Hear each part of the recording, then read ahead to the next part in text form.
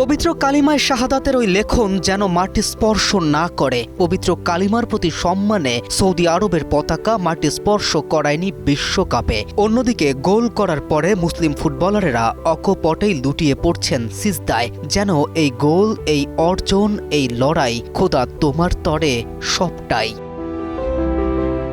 পবিত্র কুরআন শরীফ চুমু খেয়ে বিশ্বকাপ মিশনে যাত্রা করেছিল ইরান, যা গোটা দুনিয়া জুড়েই প্রশংসা কুড়িয়েছে।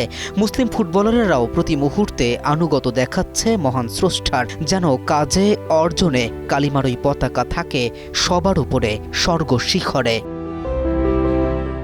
৪৮টি দেশের মধ্যে ১৩টি মুসলিম প্রধান দেশ। তুলনামূলক ইতিহাসের সর্বোচ্চ হলেও মুসলিমরাই ইতিহাসের সবচেয়ে বেশি চাপে রয়েছে এই আসরটিতে। কেননা পদে পদে আমেরিকার রাজনীতি, কুকৌশল। ইরানকে নিজেদের ম্যাচ শেষ হলেই আমেরিকা ছাড়ার নির্দেশ। ক্লান্ত দেহ, অশান্ত ও ব্যথাগ্রস্ত মন নিয়েই ১০০ কিলোমিটার পাড়ি দিয়ে মেক্সিকোতে আবার ফিরে যেতে হয় দলটাকে।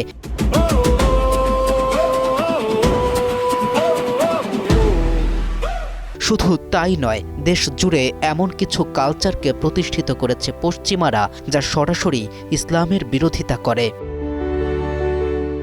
এমত অবস্থায় ফুটবলারদের পক্ষে নিজেদের ঠিক রাখাই এক বড় চ্যালেঞ্জ। আর সেই চ্যালেঞ্জ মোকাবেলা করে ফুটবলারেরা প্রতি মুহূর্তে জানান দিচ্ছেন তারা মুসলিম, গর্বিত মুসলিম। তাই তো ম্যাচ শেষে গোটা দুনিয়াকে সাক্ষী রেখে সিজদায় লুটিয়ে পড়েন, কালিমাকে সম্মান করে পতাকাকেও সম্মানে উঁচিয়ে রাখেন। ধর্ম খেলাধুলার ঊর্ধ্বে, ধর্ম জীবনের ঊর্ধ্বে, ধর্ম মানুষের জীবনের একমাত্র উদ্দেশ্য। আর এমনটাই তো হওয়া উচিত। কেএম রাফিন, নিউজ 24।